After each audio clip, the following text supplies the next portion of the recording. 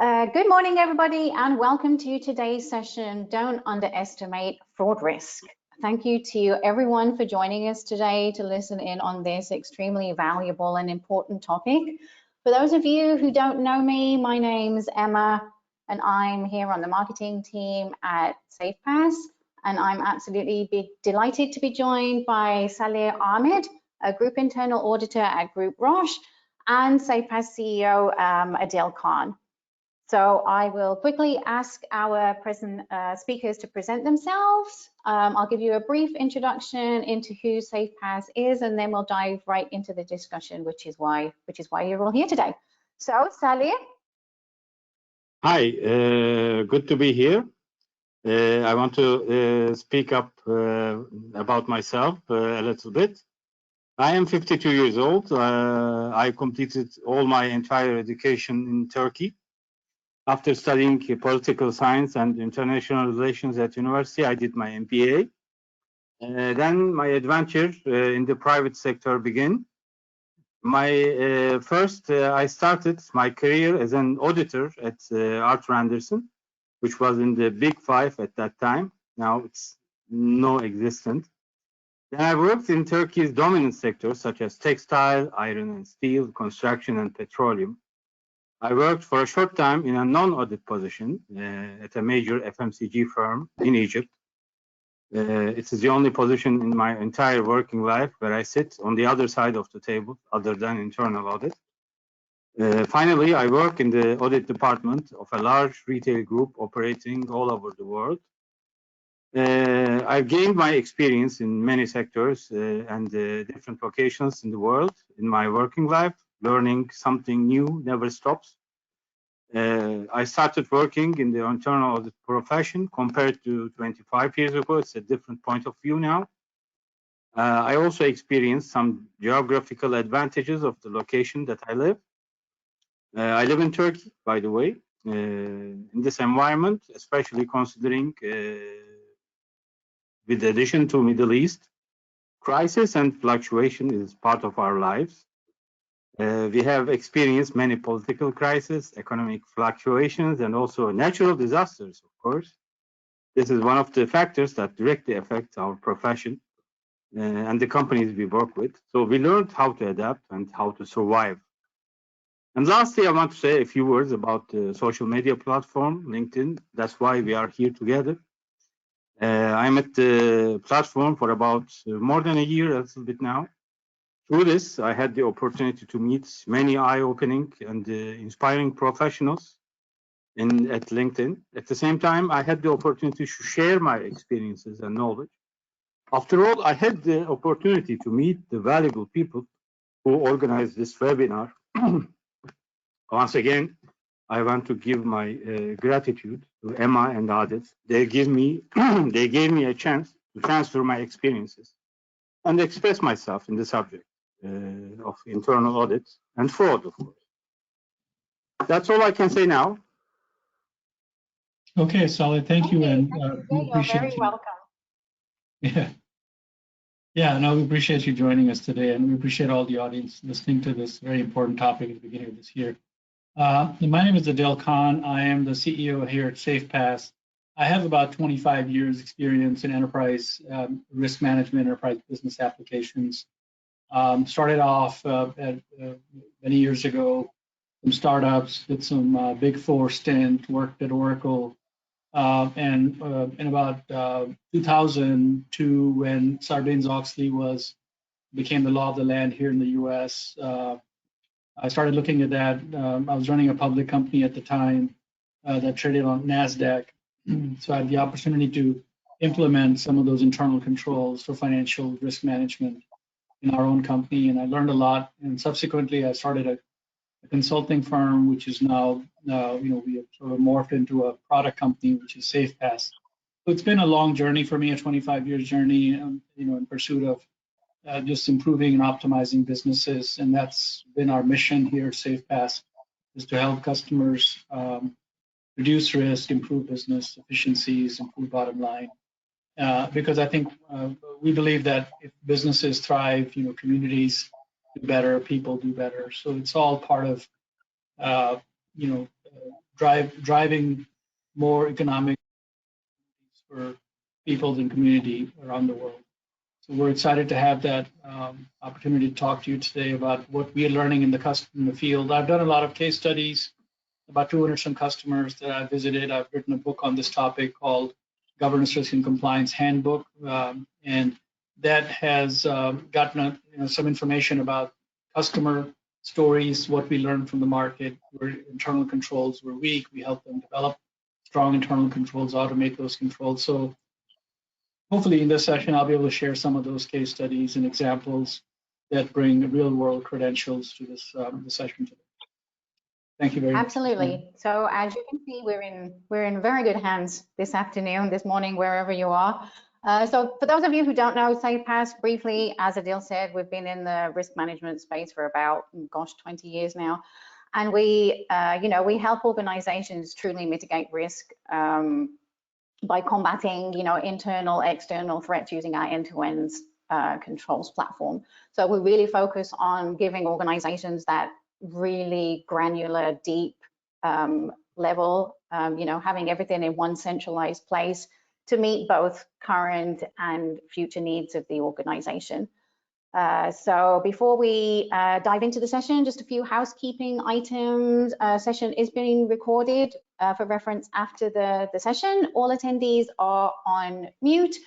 We have tried to incorporate questions that you have been sending over into the session, but we will have a Q&A session at the end, so feel free to put those questions in the control panel, and we'll be sure to answer those at the end of the session. And if we don't, we'll follow up with you in an email. So let's take it away. Adil, if you want to start by explaining the big picture. Why are we all here today? Yeah, I mean, a central theme to why we exist as Safepaths today and what's our mission is around this one of these main observations that really frustrates me and I think annoys a lot of people.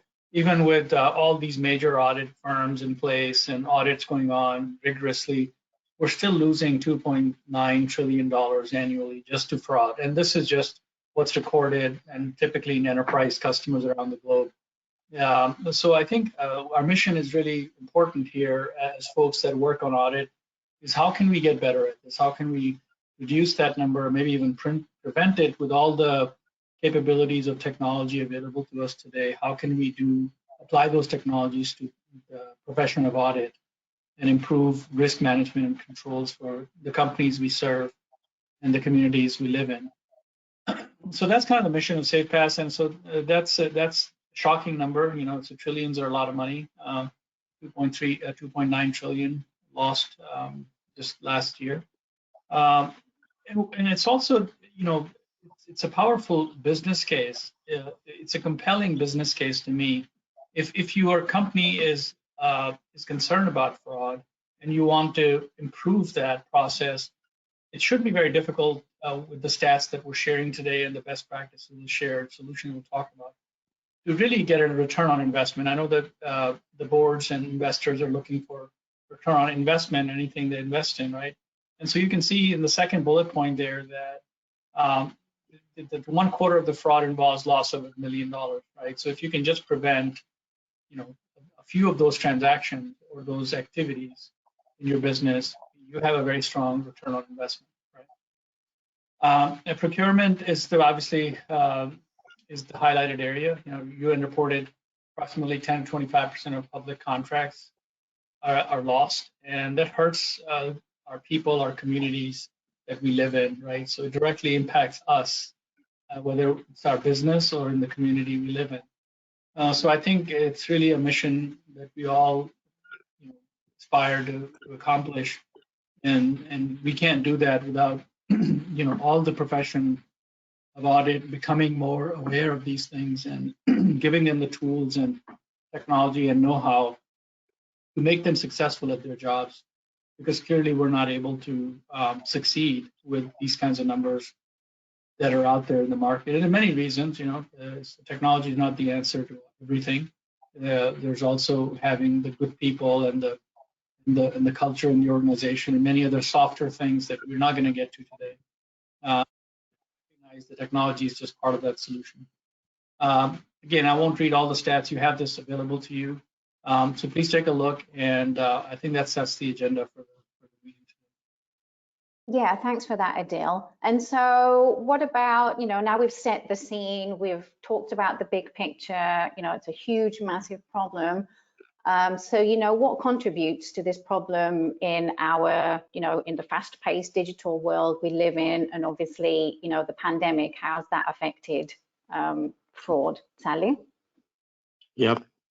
The COVID-19 affected many businesses. Actually, it affected our lives, but if we consider the companies, especially the companies in some sectors, were affected more. Like tourism, like retail, we are affected a lot.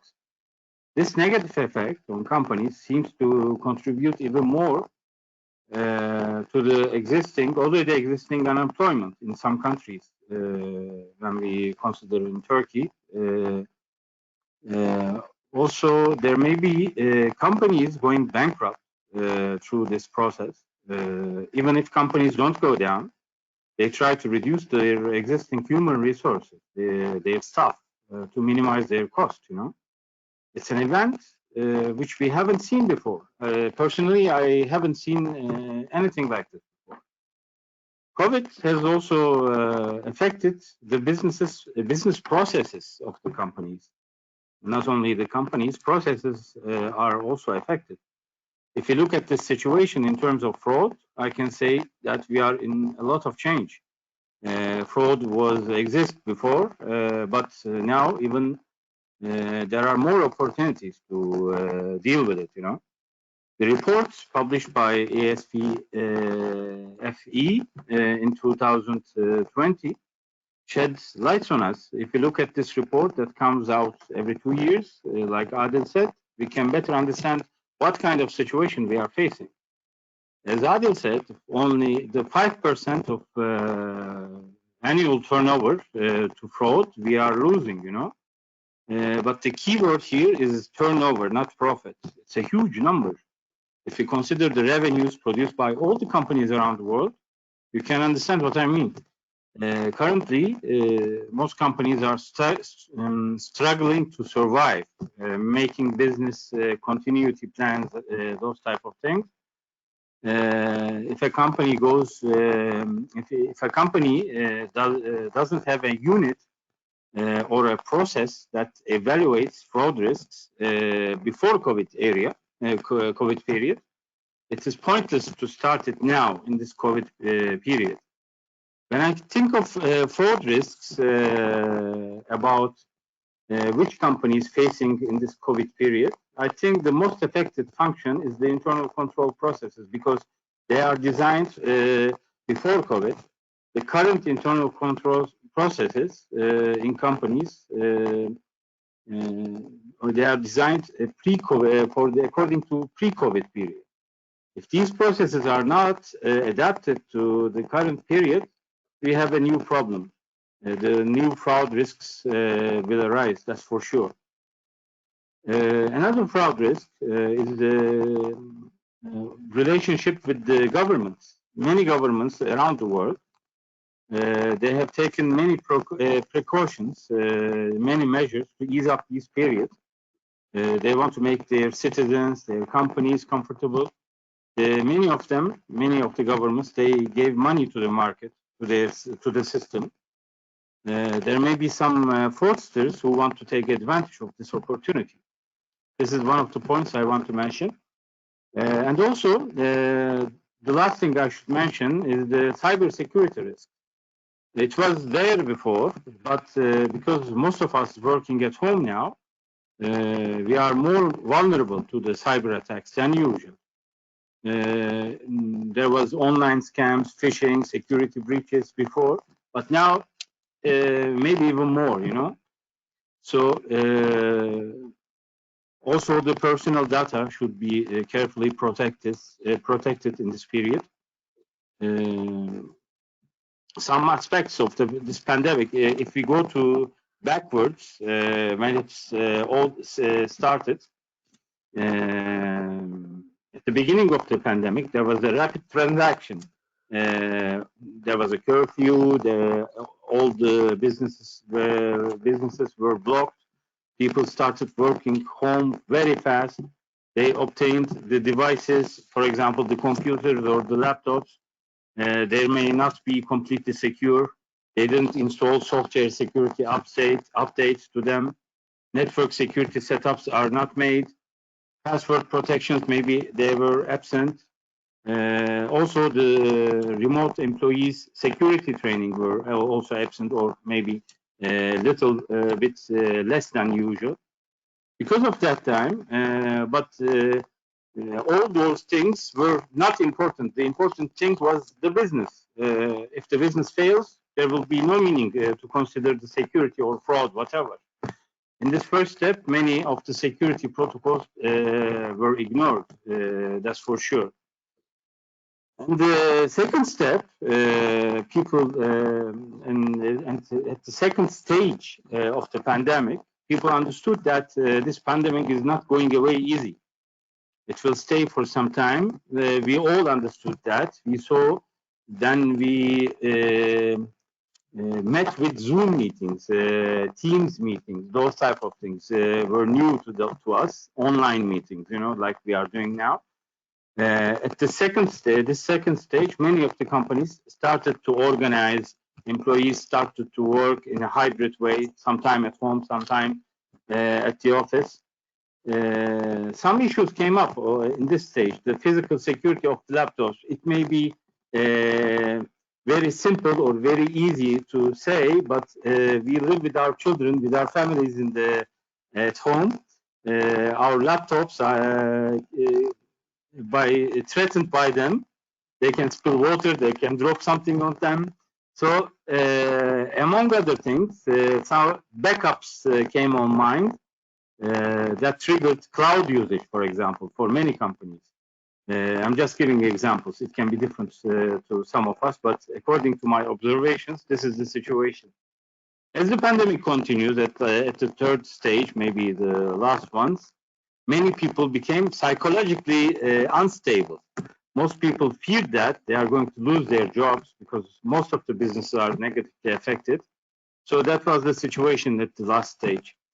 Some employees in some countries, especially also in Turkey, salaries have been deducted because of working from home or some regulations. Especially those who have the opportunity intend to abuse with the help of low internal control mechanisms in this area. So this is the things that I can say for now. Yeah, thanks for that insight, Salih. And what about, okay, so who commits internal fraud? Who are the people that commit internal fraud? Yeah, thanks, Em. Yeah, I mean, it's a big puzzle, and there's a laundry list of items listed here. I won't have time to get through a whole slide deck today to go through everything, but please take a look at these items. It's a good checklist. I'll just talk through the key categories. There's the management fraud category. There's the internal fraud and employee fraud. Right? So these are the different two categories of internal fraud. There's frauds or simple things that like T&E, people just going out to dinner and the manager saying, okay, just put a little extra in the bill and I'll approve it, right? So that's a common mistake that people make or fraud they cause on their company. It's very easy to catch, obviously, with technology today. So it's something that we should really safeguard our companies against. There's more sophisticated fraud around the vendor setup. So we have, you may have seen some of the ransomware out there where it's been reported in the news that someone receives a email as if it's from the CFO saying, hey, can you transfer some funds to this bank account? I have an urgent need. And that's actually occurred. That fraud has materialized quite a bit around the world using various email spam techniques that are very credible. So companies are safeguarding themselves against that. Accounts payable, I've seen duplicate invoices, duplicate payments, supplier bank account changes, in some cases payroll information, changing it back. Most enterprise systems will do a good job of tracking the record of who last changed it. But there are people committing fraud that will go in and make a change. Let's say they'll change the approval hierarchy to process a purchase order, and they'll change it back. But the only thing that the person goes in and sees is the correct account. Same thing with bank accounts. You have an automated payment process, so you change the bank account from a vendor account to your account. You transfer the funds, and then you change it back, right? So people have super user access in enterprise systems to be able to maintain them, especially in these, as Salih was saying, in the COVID days, where we're working from home, and not only our PCs are less protected, but our enterprise systems have been opened up more for flexibility and people's convenience. But what that has done is lowered the barriers for the people that want to commit fraud to get in and perform those kinds of duties. Where especially if you don't have good segregation of duties, so the same person now has the ability to go in and perform, transactions like creating a supplier and paying a supplier. So those are some examples of fraud that we have uncovered in our experiences at SafePaths. Yeah, thanks for that, Adil. So why do these people commit fraud, Salih? What are the reasons behind it all? Why people commit fraud? Yeah, it's a big question. Before going on the Pentagon fraud model, I want to say a few words about who commits fraud. We know from the reports and statistics that typical fraud offender looks a lot like any other high-performing trusted employee.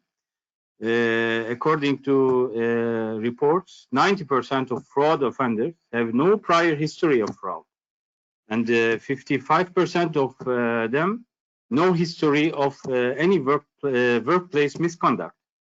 In fact, only 13% of fraudsters have poor performance evaluation on the record.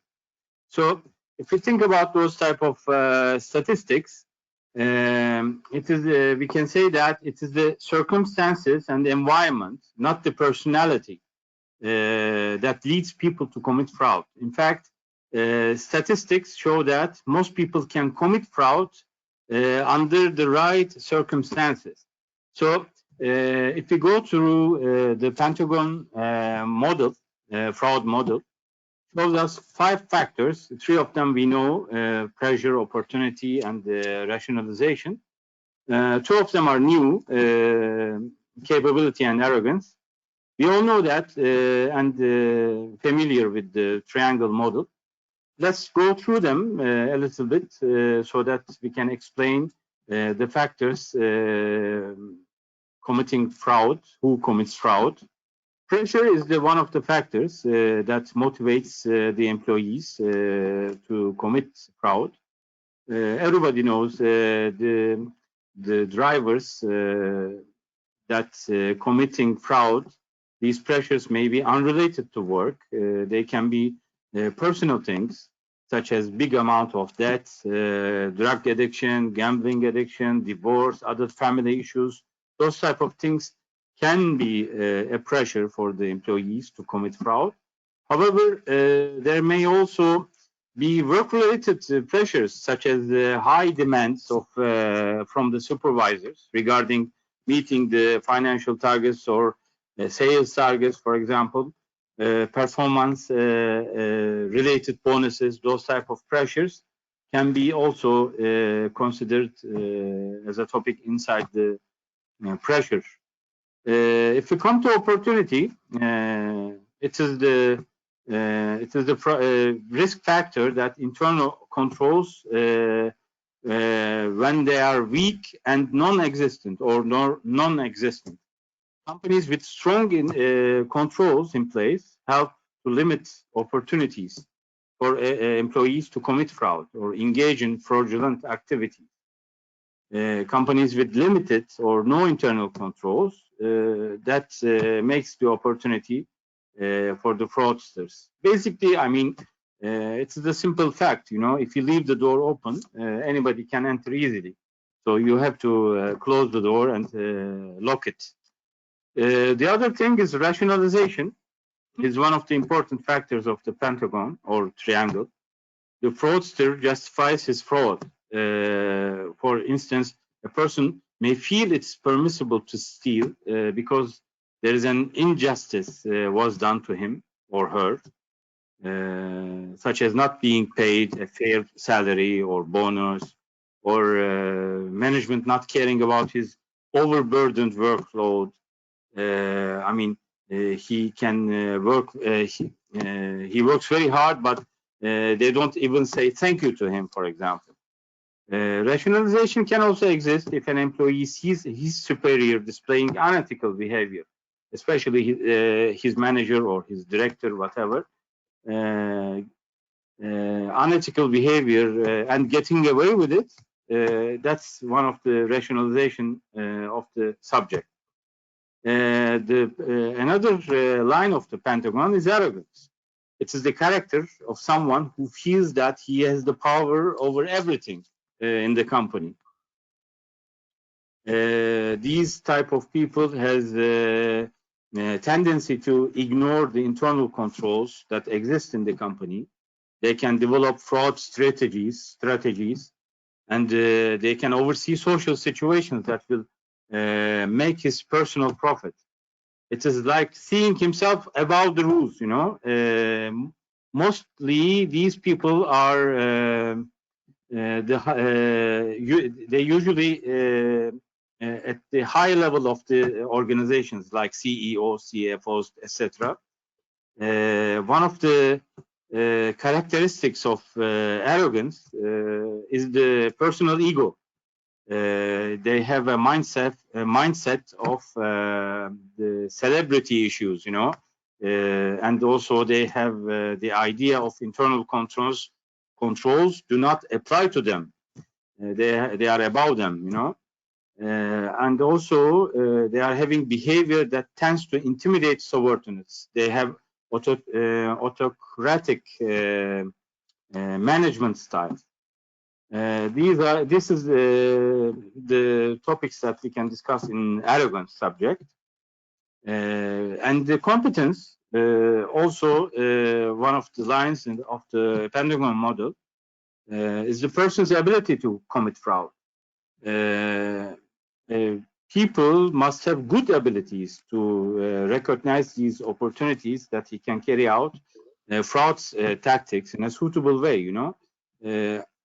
I can say that stupid people cannot make a fraud because they can be caught very easily. This means sharp-minded and clever people can commit fraud. At least they think that they have the ability to get away with it, you know. So this is the brief explanation of who commits fraud and the explanation of Pentagon line model, you know. Absolutely, many reasons as to why people, you know, commit fraud. So in the interest of time, I'm going to skip over the next couple of slides. You know, feel free to reach out for the deck if you would like a copy, and we can send that over to you, no problem. So let's move on to, you know, best practices before we jump into, you know, how we can solve these problems. So some of the best practices, Adil, that organizations can take. Can you hear me? Yes. And Salih, feel free to jump in. So Salih, thank you for that, you know, motivation around why people do it. And I think as you leave this webinar, you might feel a little suspicious looking over your shoulders in your own organization. So now we're going to help you kind of relax and tell you there is science to it, there is a methodology to it, and the best practices have been developed and matured over many decades that we're trying to summarize in a very limited time here. So know the exposure, right? So being able to understand and assessing what fraud is. So it starts by having a framework of measuring fraud. There are many frameworks available, or best practices available. There are methodologies that have been developed. You may be using one of those today. maybe it's time to look at the ones you've used and maybe add them. For example, with Benford analysis that I've used in the past, there's mean regression. There's a lot of statistical analysis you can apply to your transactions. You can take a big data load of all your invoices and payments and purchase orders and apply these methodologies to very quickly do that. You can do that in spreadsheets if you have a small business, if you're an enterprise where you're processing, we have customers that are processing 20,000 payment requests a day in big batches. They're processing billions of dollars. So if you're in that scale, then you need to look at automation, and we can share some specific case studies with you. And then look for symptoms or evidence, right? So we encourage our customers to apply, because of the volume of business today is significant. Doing significant amount of transactions online. If you have a web store that you're getting on, your supply chain is automated. The B2B transactions are automated through your ERP systems. So you can set up some rules. For example, in Safepaths, we have the ability to define. I'll pick on a very simple example: a purchase order. A purchase order policy says, people can only spend up to $10,000 based on their job and title in the organization. And that's protected in your current business system, right? So if somebody tries to go to 11,000, it will protect that and say, no, it'll prevent that. So you can't do that because your authority is only 10,000. What we often see is that people will go around that policy by sending multiple POs that are a bit less than 10,000. And most ERP systems, including the most modern ones, don't catch that. So you can do, 3 purchase orders for 5,000, and because your approval authority is 10,000, they'll all go through. But the accumulated value of those purchase orders over a period of time, let's say a month, is greater than your authority. So often we see that other example of purchase orders are that are dated the same day the invoice is received. In other words, you actually are faking your control by saying that my invoice is not supposed to be, you're not supposed to receive the merchandise and all that, the three-way match control supposed to be in place, but you're kind of bypassing that control by backdating a purchase order. So those are things that systems can catch very easily. You can probably start doing some of that.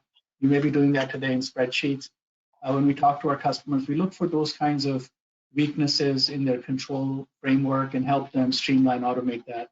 I won't have time to give example in every one of these 5 items, but those are a couple of examples I wanted to share with you. The other items that are just to watch out for is building the program. So programs, everything starts with your good designs. Your control designs have to be really, strong and effective. And then you've got to make sure those controls are operating effectively. And then you're continuously monitoring them. So the number 4 in our world, what we see today in a more modern approach is that if there is a violation of that policy, in other words, those 3 purchase orders were over the overall limit, the system will send a workflow approval because we're an enterprise company.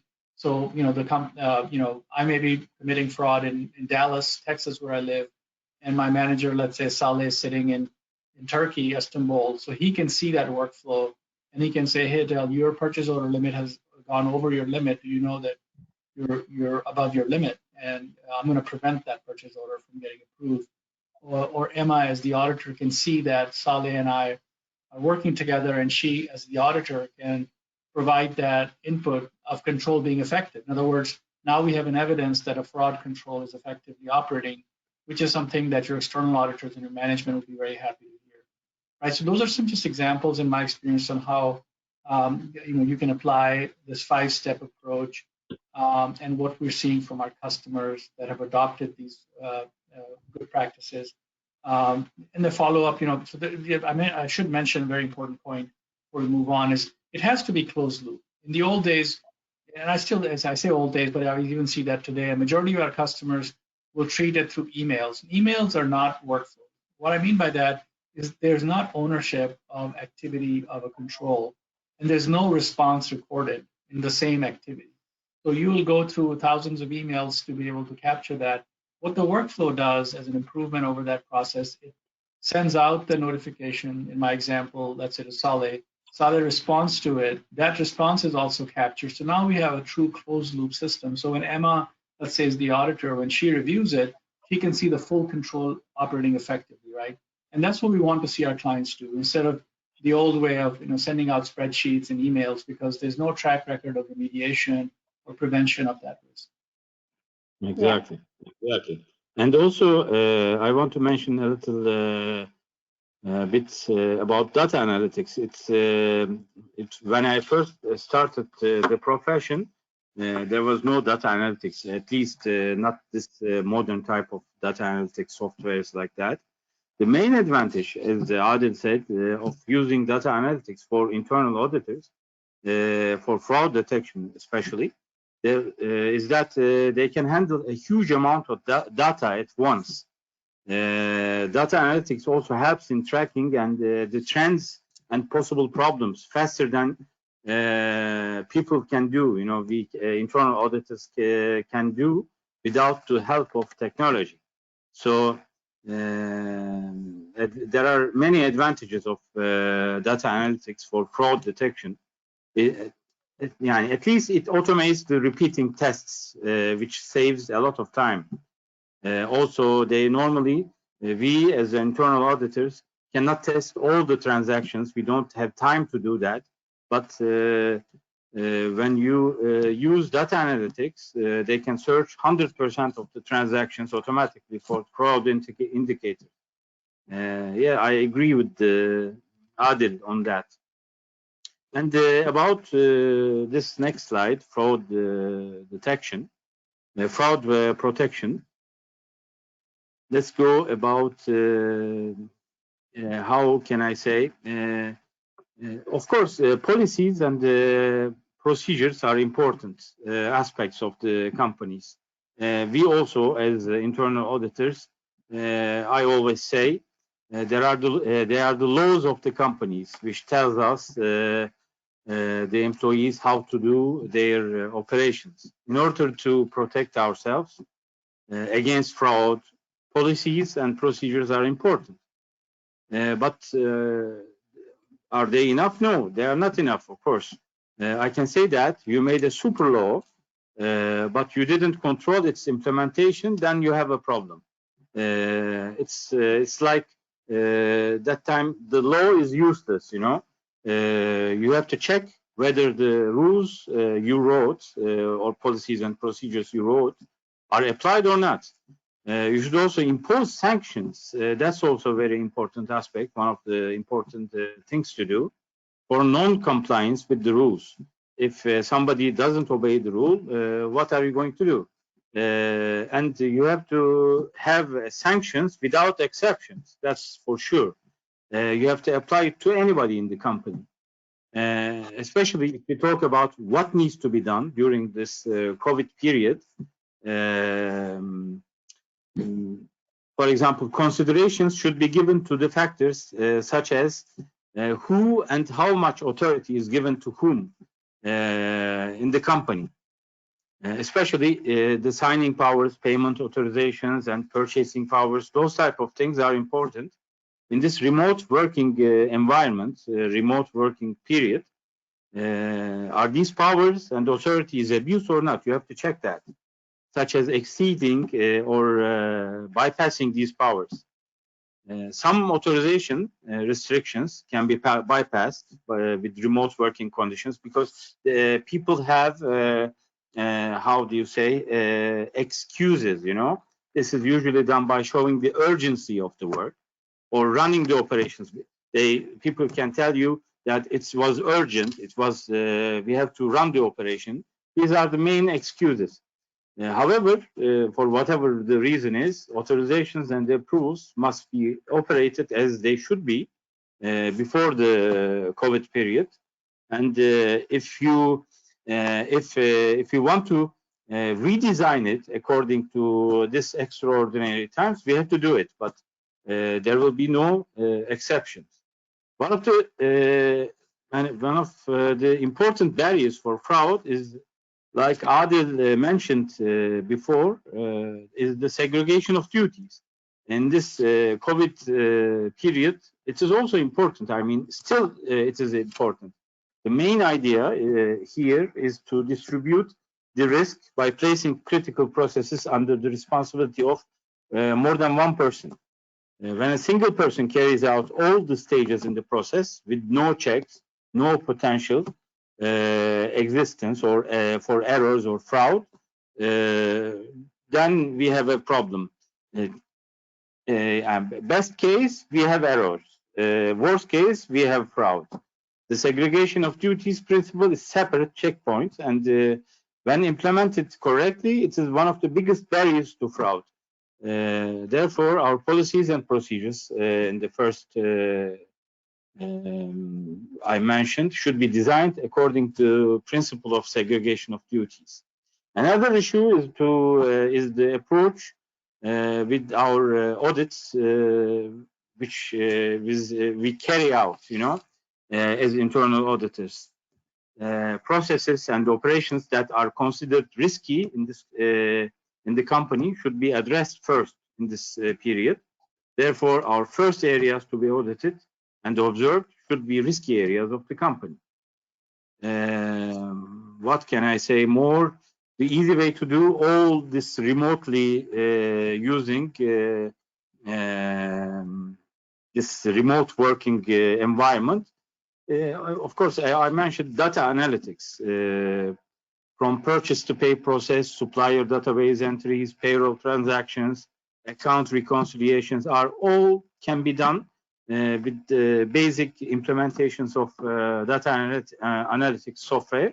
You can do it by sitting at home, and observe the transactions. Can be done through data analytics. However, if your company doesn't have data analytics software, there's another way. You can do it by Excel. It will be harder and more difficult, of course. It will be longer process, but it can be done if you don't have the software. So another control issue, I think, is whether people are involved in the approval mechanism, use their powers correctly, as I mentioned before. Persons with assigned thresholds should also be checked, whether they exceed these thresholds or not. These are the things I think are important in the company processes during this COVID times. Normally it's also important, but this COVID period is also more important. Absolutely, fantastic insight there. And I'm sure all of our, attendees are wondering, well, what can I do about this? What solutions are there out there in the market? So let's talk a little bit about the solutions that organizations can implement and put into place. Adil. Yeah, so most of you are here because you believe in good controls and you're learning. You want to learn how you can improve that by solving the problems that are unsolvable today. And that's kind of the mission of SafePaths, right? So we believe our customers use enterprise systems like, we have customers that use ERP systems like Oracle e-Business Suite, Cloud ERP from Oracle, which is a newer system, SAP, which has many different systems, Workday, Salesforce, Microsoft, you can go on and on. So there's probably top 10 systems out there that I would say a big chunk of our customers are using. 80% of our customers, let's say, use those top 10 systems. And when we talk to the customers, they tell us, look, we have good controls. So we have a three-way match set up in our procure to pay process that Salih was saying. That's an important control. So you only pay invoices when you have evidence that you received the goods and the purchase order matches the invoice, right? You do that three-way match. You have that maybe in a manual system or even in your business system, your application. You have approval hierarchy, so you know that only certain people can approve certain amount of purchases. So a junior person cannot approve what the CFO can approve. So you've created that delegation of authority. You're tracking your payments. You have a accounts payable department that's reconciling it. You have IT security, as Salih was saying, you want to make sure there's a good segregation of duties. So you have created custom roles in your ERP system. So the ERP system generally come with everybody can access everything, right? Which is a big burden on the customers. And we help customers organize that. Many times customers in these COVID times are going to the cloud, so they're implementing a new cloud system. And they're scratching their head because when they implement, everybody can pay an invoice, everybody can pay a a supplier, and that's a lot of risk. So they're coming to us and saying, can you help us redesign those roles? But the ERP system they're implementing does have rules.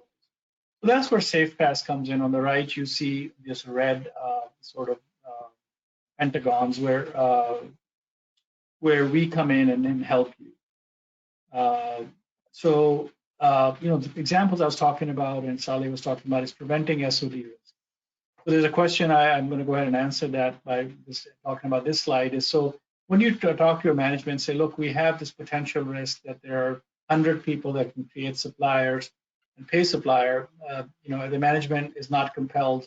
They might ask you justify why do you want to go spend money putting a solution like SafePass if nobody has committed that fraud, if you will. So then you scratch your head and say, well, that's a good point. It's only material, it's only a risk that's potential risk, but nobody in our company, our management trusts everybody.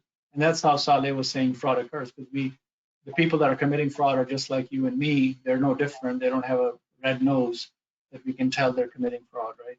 So then the question is, well, what happens? So we have the ability in SafePass to identify the materialized risk. So of the 100 people that we will report that can today have the potential risk of creating an invoice, paying an invoice, or creating a supplier and paying that supplier, how many have actually done that? So that's where transaction monitoring comes in. And that's where the data analytics is really important. It's around transaction monitoring, right? And that's been around for a long time. So we didn't invent transaction monitoring. We simply improved on it, made it enterprise scale.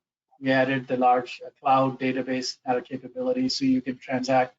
We have customers that have the ability to process 20,000 transactions a day. Instead of sampling, we have customers that can process all that. I'll talk about that in a minute. So that's an example of where SafePass can step in and help you find that data analytics. So we didn't invent data analytics, but we have improved on it because we can process a lot of volume, but we can also put workflows around it. So as you're working remotely from home or spread across the globe, you can continue to monitor the activity of risk management through workflows, right? And then, of course, reports available, there are rules available. You can write your own rules. You'll see a lot of examples on the right side are basically the rules you've created, like fuzzy logic, right? I want to know if there are two people are submitting the same invoice with a slightly different number, right? We have found in our experience that fraud, when people create a fictitious invoice, they typically use certain digits more often than not. So they'll put after the invoice number, they may put a A or B or something like that, which fools the system from thinking it's a new invoice, but it's actually a duplication of a previous invoice because the date of the invoice, the amount, and the details, line items match up. So that's fuzzy logic that you can do similar analysis, and you won't be able to do that in your traditional systems. And SafePass can process that millions of transactions and find the needle in the haystack, which is better than doing that sampling method. Most of our customers have a sampling method, but that sampling method is not good enough anymore because they're working more from home, they're doing more things digitally, and they're doing more transactions online, right? So the sample size is not sufficient to give the comfort level that everything is working, right? So that's how, there's a lot more examples I won't have time to get into, but these are just a few examples that I wanted to share. Next slide. So if you think about the procure to pay process, previous slide. Yeah, I think we can skip the next slide. That's more methodology. But if you think about a streamlined procure to pay process, this is what it looks like. So you have business risks that are documented in your policies and procedures that you don't make incorrect vendor payment. In red, you can see in that first block there. So one of our business risks is we don't want to make overpayments to vendors. We don't want to pay the wrong person for the amount to a wrong bank account, fictitious bank account, that's ransomware type issues. We want to be able to validate the invoice against the order, right? So that's our control objective in the second block there. So how would we do that? By using SafePass, it enables you to do that continuous monitoring, like the examples I was telling you. So it'll continuously look at your transactions as they're processed in your business systems. Within, you can set the frequency. You can do it every minute. You can do it every day, anything in between or beyond.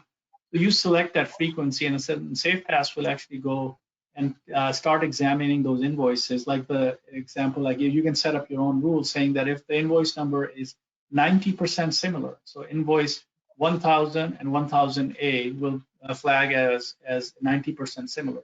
And we can actually take that incident and put that transaction on hold in your ERP system.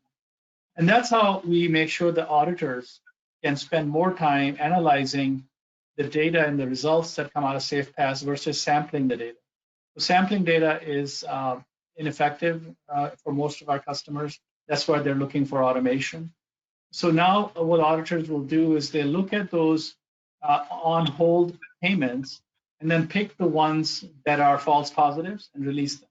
The others, they will contact the vendor or their IT folks and resolve them. So now they have become 10x more productive. Their time has become more valuable. They can add more value to the organization. Yeah, absolutely. I think we can skip over the next few slides. And as I mentioned, if you would like a copy, or a follow-up call, we can go over these slides with you. But I think we should go on to the case study and some examples. Adil, and then Salih, you can add your own real-world experiences, and then we'll go on to the Q&A. Excellent. Yeah, so thanks, Emma. And so those slides that we just skipped are more like, how SafePaths solution operates, which I've sort of covered. If you want to dig in, take a deeper dive, we'll do that one-on-one with you. We'll schedule some time with Emma. So example I'll pick is out of one of our clients in South Africa that has interest across Africa and other parts of the world, including Latin America. They had some challenges with erroneous payments. So they were processing significant amount of payments, and they identified that they're processing about $60 million worth of payments every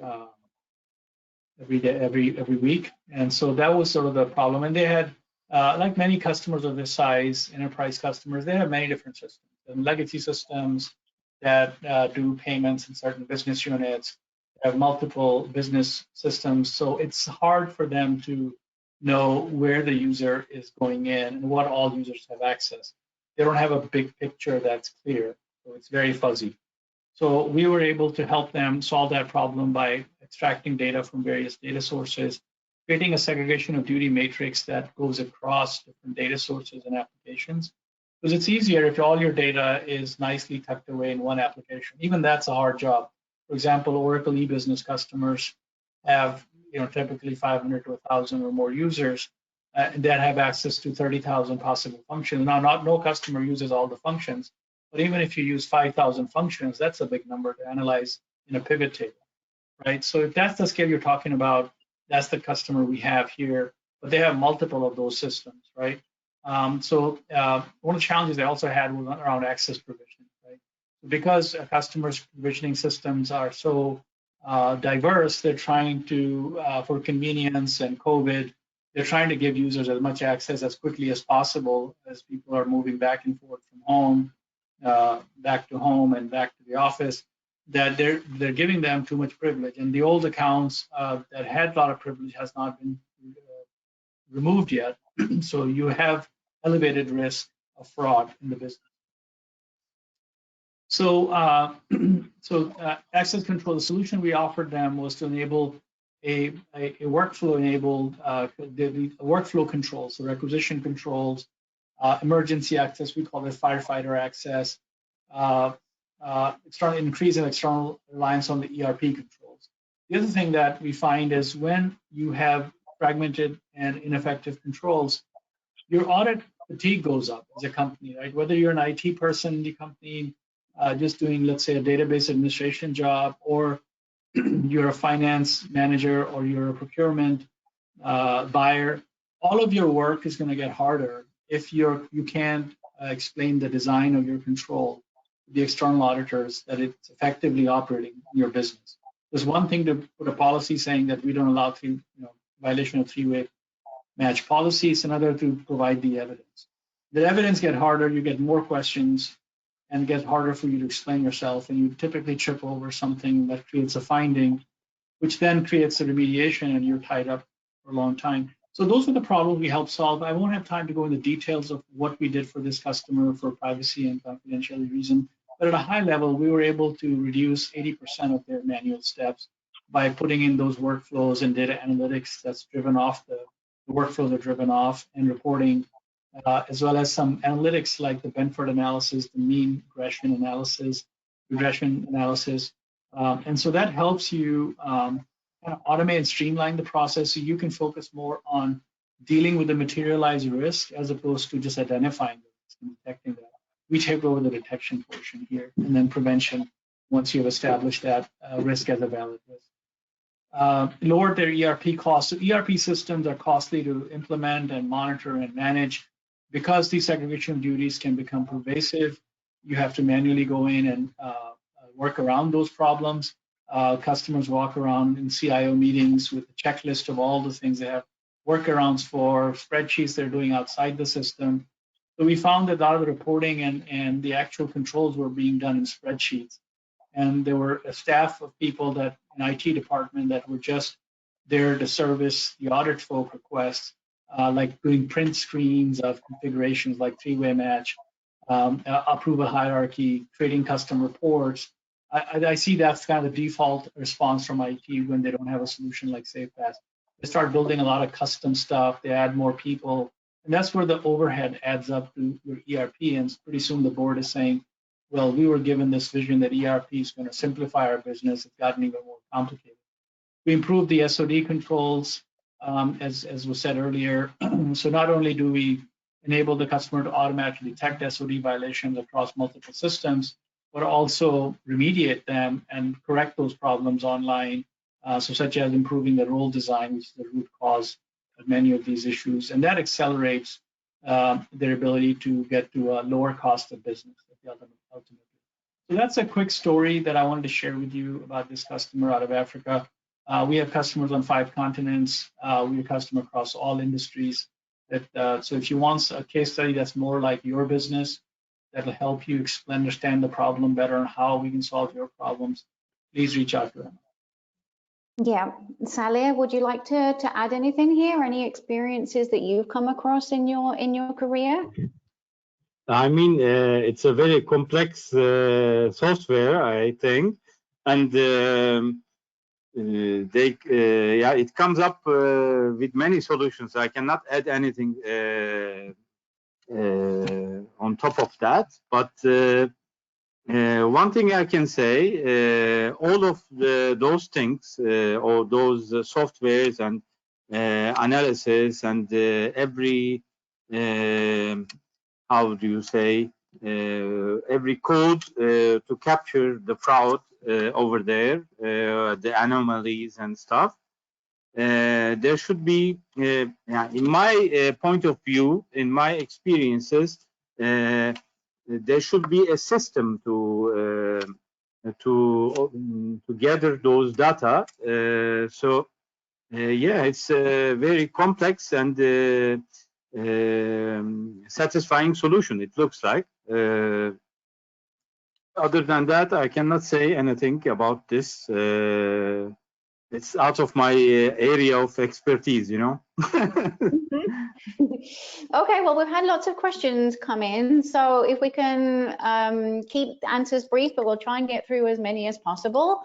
So Abia would like to know, how can I deal with management that is not convinced by risk exposure only when it's happened with a material impact? Who would like to take a stab at that question? I kind of answered that, Salih. I'll let you answer it, but I'll just remind my answer, or re-summarize my answer. Basically, I gave the example of where SOD risks can generate 100 people that can potentially cause risk. You need to do transaction analysis to then say, of the 100 people with that potential risk, how can we get to the people that have actually performed that transaction? That's called materialized risk in our world, and we'll be glad to have a one-on-one demonstration of how DataPro, which is our technology for detecting that type of risk, exists and how they can service you. I agree. I couldn't agree more. Okay, next question here from Janesh.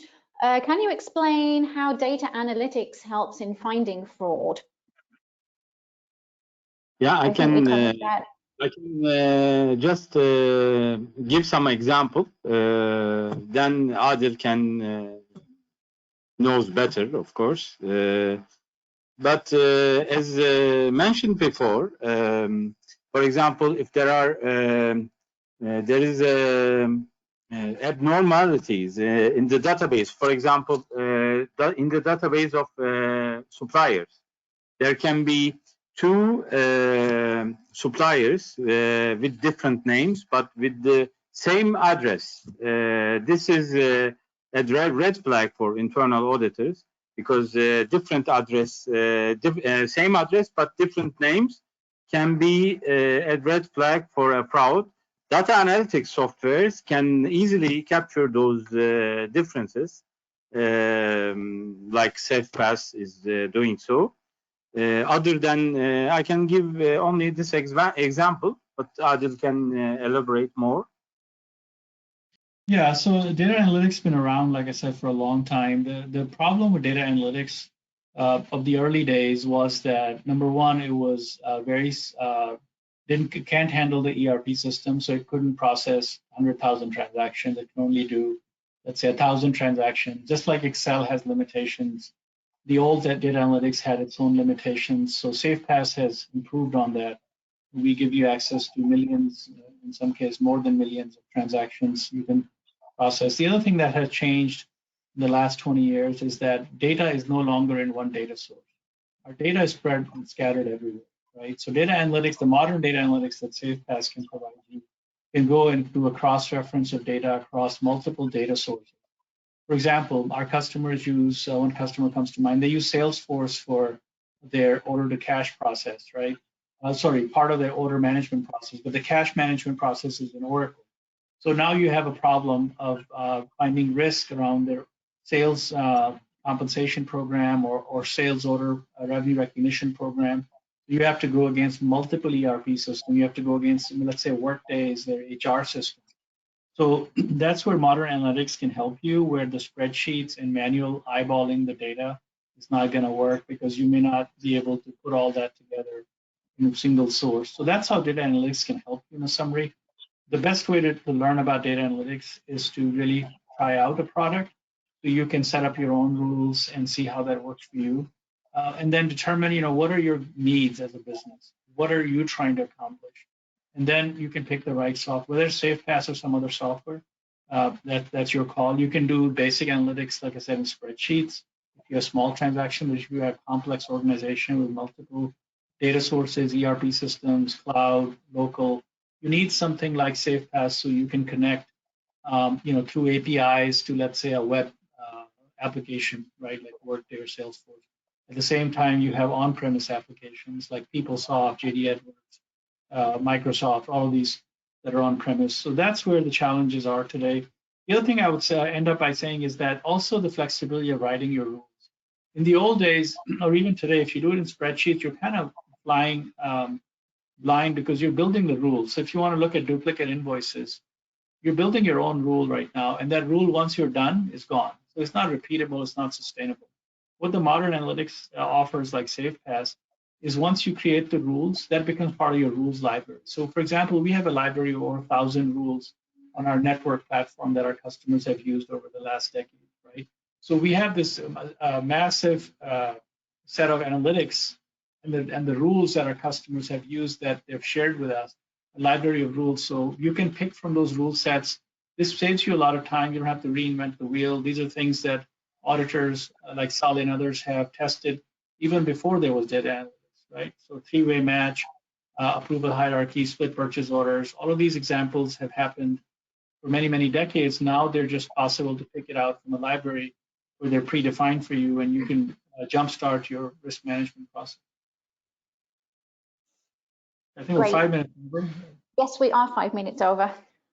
So we do have some other questions, but I'll be sure to follow up in an email or via LinkedIn with those questions that have come in to make sure we answer those.